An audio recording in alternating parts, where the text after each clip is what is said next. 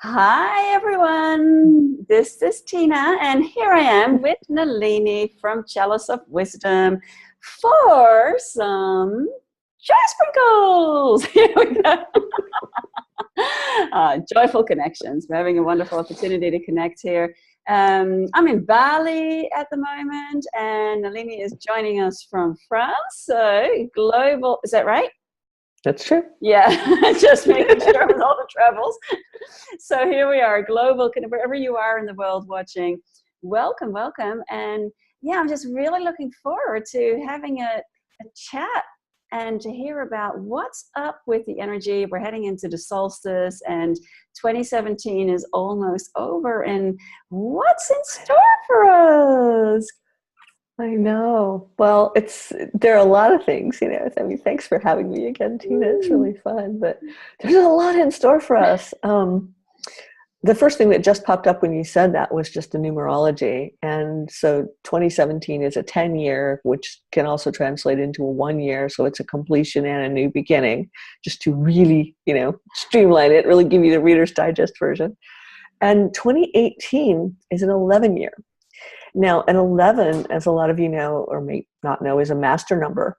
11 stands alone. Yes, you can reduce it to 2 as one does in numerology, but with 11, 22, 33, etc., you don't really do that, at least with the first 3. It stands alone.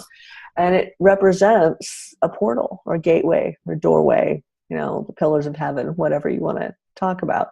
So it's definitely going to be a year of transition. The interesting thing is we've gone through a lot of the transformation. It may not look like it, but from the inside out perspective, we've gone through a lot of the transformation, the transforming. We're in the last phase of it right now. And next year is when the transition into the new stuff really, really begins. And so we will have that for about the next 7 years. We're heading into a new cycle, which ends in about 2025, if we're counting a 7-year cycle.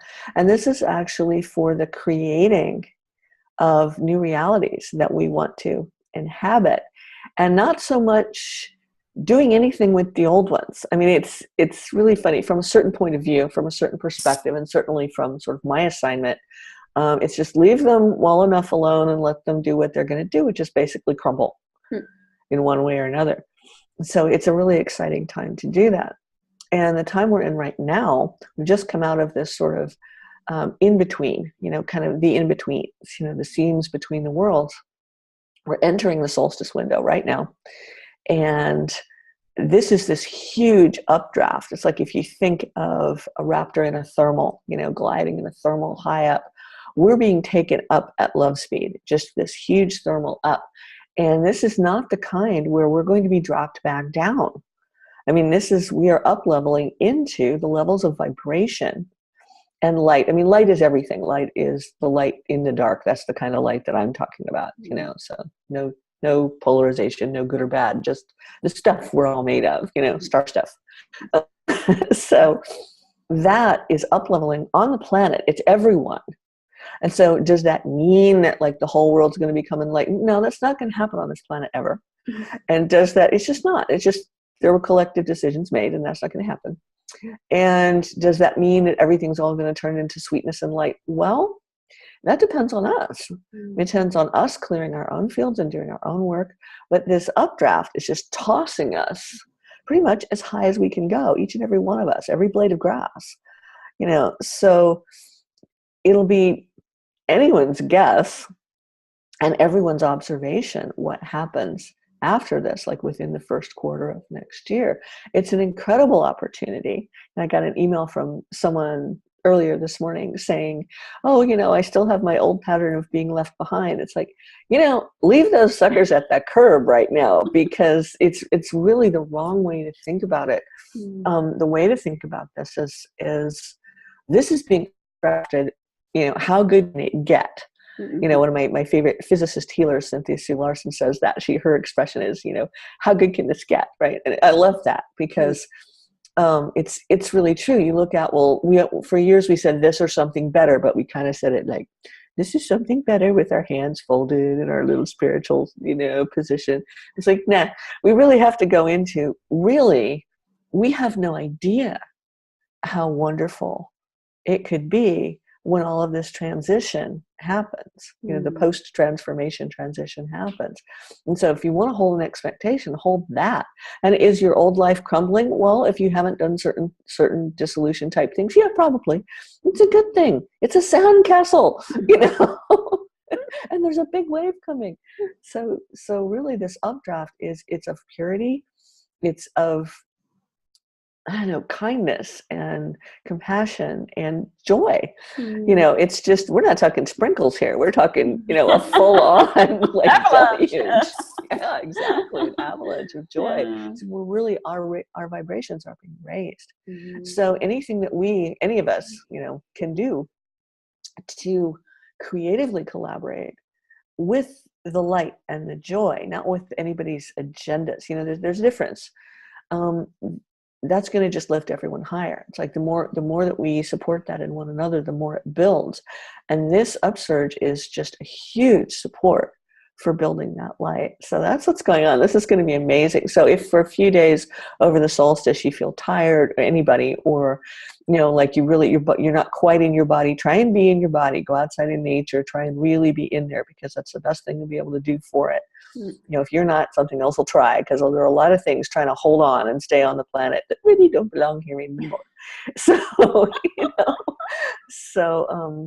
just go with it. Literally just go with this upsurge of light, and this is going to be an amazing solstice. Yeah, it's just, I'm enjoying the feeling of it, and watching the light patterns as they shift. Beautiful.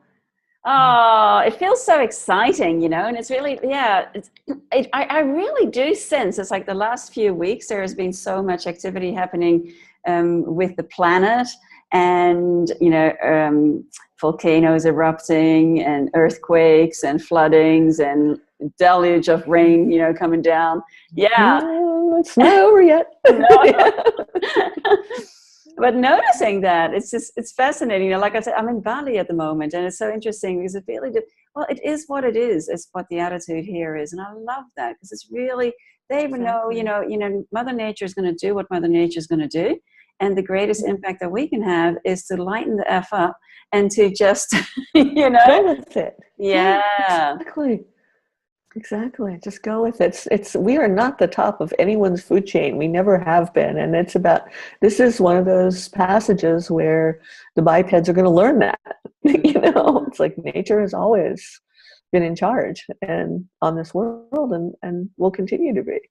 Yeah. And when really allowing yourself to spend time in nature and to be there, it's just, like really honoring the beauty that is everywhere, right? And then being able to bring more and more and more of that into every day. I love that. Yeah. All right. So apart from the solstice energy we're in this right now, I mean, there's so much other stuff going on as well. Is there anything that you would recommend for maybe like a daily practice to be able to just stay in the body and to be able to really be optimized with as much ease and grace as possible? I would. There's you use this one. There's a meditation that I have a recording for, the Be the Field or meditation, or clearing the field meditation, and that really is helpful. It's actually just consciously bringing the light through the body, and you can do that after a meditation, or after a yoga practice, or after a walk in nature, or during, or anything like that. Just really bringing the light through the body. Definitely time in nature as much as you can. It's almost like that daily box tick thing. Have I been in nature today? And if not, what's wrong with me? Because I'm not doing what's best for my body. And then as far as like input goes, it's really listening, like throwing out all the rules about what you should or shouldn't eat or drink, and really listening. Like sometimes the body just really won't want anything. Other times it will be, something that maybe you haven't eaten for a while, and, be careful if your body doesn't know how to digest something anymore. But at the same time, really listening. And then, yes, one of the things that's been coming up again that hasn't for a long time is really honoring and revering the elementals and nature. Like I've started to do sacred circle again. Like for years, every morning I would get up and I'd go outside, no matter what the weather, and do, sacred circle of gratitude, just the directions and all the beings and the attributes and the assets. And I have my own meditation of that I'm probably going to re-record now and do a new one, because it's so important right now, the gratitude for the help that we're being given. And we really are all of the different kingdoms, the stone people and the standing people, the trees, the green world, all the creature beings, and then all of the devas, the angels, whatever you want to call them, all these beings are helping, are assisting Gaia, not specifically us. It's good to remember, but also they want to be of assistance if we invite them in. And nature really, truly just wants to be appreciated and honored. So it's that. It's not a fear thing, like, oh, if I propitiate nature, she won't come back to bite me. That all depends on vibration and consciousness. You could be standing 3 feet away from someone who the earth falls out from underneath, or that could be you. Yeah. It all depends on vibration, and it's not to be afraid of. It's what is, right? But it's just that honor and gratitude. So I've really been feeling that, and I've been feeling the request from the land, from nature, saying, pay a little bit of attention. And I ladle quite a bit of light. So, it's like you're basically, that's what you're doing. The love that you are, is you're ladling that light into the natural world and saying thank you. Not so much, oh, please help me, protect me. I mean, you can do that if you're having a bad day, I guess, but it's not optimal. It's really just thank you. Thank you for being. Thank you. Without you, our bodies wouldn't exist. Without you, we couldn't survive. There's nothing sustainable that isn't nature. So just that gratitude, that really helps. And whatever way you're guided to do it, if you have a labyrinth or a medicine wheel, walk it. If you have, if you have a way to just be outside, even if it's a 2-foot square patch of grass on a busy city street, find it and tell it thank you for surviving in that environment. Yeah. I mean, just anything you can do like that. Yes. Oh, that's beautiful. Yeah, please do re-record that. That will be really good. Yeah, it's like having the toolkit of the supportive practices for everyday life, and really bringing that into becoming a new habit, huh? Yeah, well, it's interesting because it's an ancient way, and it's funny because we talk about the old cycle, and nothing in the old cycle will work, or if it does, it will work differently. But this is an ancient way that's really born of divine wisdom, and so it's kind of like ancient way applied in a new format, maybe. Yeah, beautiful. Oh, well, that's very inspiring and exciting, and feeling the energy of what becomes possible. The question that I ask myself often is like, wow, I wonder how much more joy can I experience today? It's a similar thing as to, wow, how good can it get? That's a good, exactly. And that's a good reminder, just that, like, how much joy is available right now, or even just, all right, what is good about this moment, even if you can't quite manage the joy in that moment, because people are really having a hard time. I mean, this full moon that we just had, I do not know an unkicked ass on the planet. In one way or another, it got everybody in one way or another. And you might not know that, you might not have felt it, or, oh yeah, that was this past weekend, that was kind of weird. It was that reflected light, just bouncing onto the planet. So yeah, even in a moment that's really tough, or you've just been in a stew for a while, it's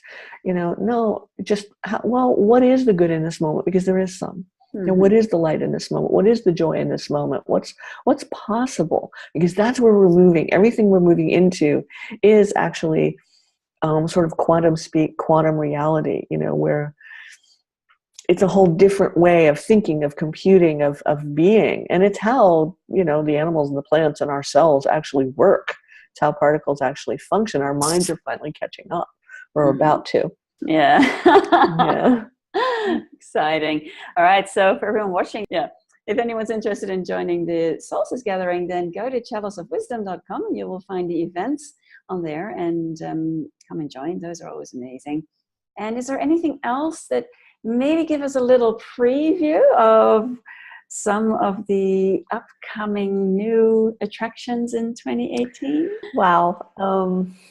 A lot more turbulence. The seismic events are not going to stop. The weather things are not going to stop.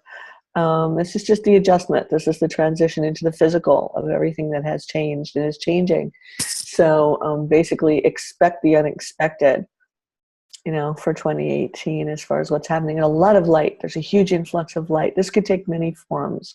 There are many prophecies about this time. Any prophet just sees from within their own context. So it's not good to take it too literally. When I see forward, I can see, but everything changes all the time because we live in a universe or multiverse of infinite possibilities. So any one of an infinite number of things could play out. So is it possible that 2018 could be just smooth sailing? There is a possibility reality out there like that, and there will be moments of that for each of us. But the general trend of it is that the Earth is going through a huge shakeup. And this year will be part of that, but it's being shaken by the light, and the light is intelligence. We're talking the love field, the infinite, what other people call God. This is what's shaking us, and so it's a good thing. That is intelligence, and it knows what to do. And we don't. If we did, things would be a lot different. Right. But we don't know what to do. So it'll really be what you've described about being in Bali, be with what is, be with that. And, just let the grace come through and do what it's going to do, and then start building. It's time to start building with that light as we get tossed into these new fields. It's time to start playing with it and start creatively collaborating with what there is to create and see what happens at the same time. It's kind of expect the unexpected, having no roadmap, not knowing what you're building and doing it anyway. Yeah. Yeah, it feels to me like a completely up leveling again of like trust. Just really, really, really living that. This is like trust right down to the particle cellular level in ways that our minds really have no comprehension of how to do, and they're about to learn, because that's what's going to happen. Beautiful. So time in nature and really gratitude, expressing gratitude and appreciation in all directions for all the elements, and just really letting go of all the old rules, all the shoulds, and letting yourself be informed. That really, if that word is still in your vocabulary, go take a big fat Sharpie to your dictionary. Rip the page out. No. I don't know. There might be other good words on that page, but not that one. Yeah. Control Alt Delete. There we go. Yeah. And so just really being open to letting ourselves, I like that. You say expect the unexpected, because even with that, it's like looking to see, okay, if you've been used to thinking that your body requires certain things, for example, well, what if something completely unexpected you never would have anticipated or even imagined before becomes available for you? And you're like, oh, wow, that's amazing, Exactly. Yeah. Exactly. Or your body just says, I want this, I need this. And we all have our habits or our diets or whatever, and you'll say no, and you don't do that. If it wants 100 of them, you may think about it. But just like there'll be these impulses, and it's like there's something in that the body wants. I'll do that with certain things, like certain foods that I just know my body doesn't process that well. It's not even whether it's good or bad. It's just and the body will say, I want that. And so I'll ask it. I've learned, what is there in that? What is it about that you're really wanting? And you're showing me that as the poster food for for the nutrition that you really want. Because we both know that one doesn't process too well. So, and in that moment, that might be one of the things that change just for that moment. Or, the relationship that I have with that voice of the body now is it'll say, well, it's this, and it'll be like the sugar or the salt or the casein or the, it'll be some amino or something. And it'll be, oh, okay, well, I can get that another way. Would you be happy with that? Usually, so yeah, it's so it's cool. just really, really learning. You know, I mean, the creature beings in nature, they go run to exactly the right herb. They know, their body knows by the smell, the feel, the energy, what they need to keep themselves balanced. Yeah, beautiful. Oh, well, thank you for sharing. And again, for everyone watching, do go check out chaliceofwisdom.com and join the Solstice gathering and the other events coming up for the new year. They're always beautiful. And I always look forward to them. And so many exciting new things coming up. So thank you, Nalini, for You're welcome. being you and for everything that you share with us. And yeah, look forward to many more joyful collaborations. Thank you, Tina.